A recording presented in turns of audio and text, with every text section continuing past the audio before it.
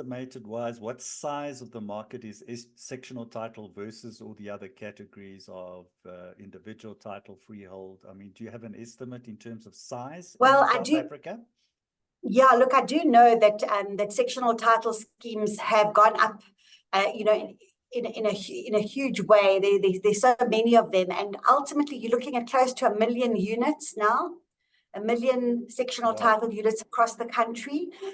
Definitely over 60,000 sectional title schemes across the country. So I would say they've in certain areas started surpassing freehold.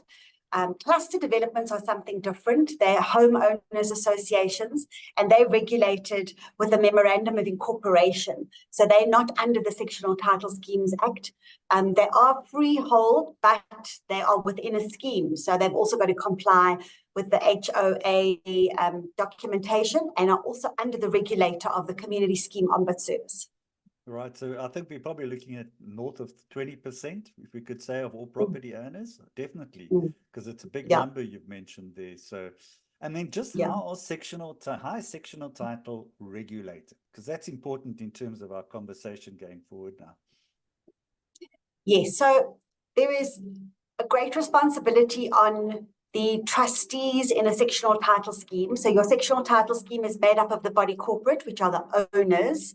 The owners are in turn regulated by the trustees. So it's your little committee, your merry band of men and women who put their hands up at those AGMs and say, right, we'll come in and look after. So they're like the prefects of the complex.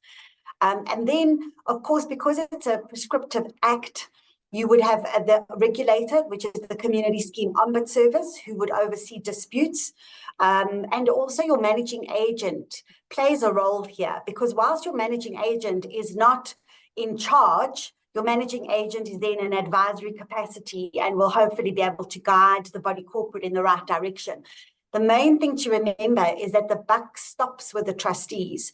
So when there are problems in that scheme, nobody's going to run to the managing agent for the bad advice they might have given.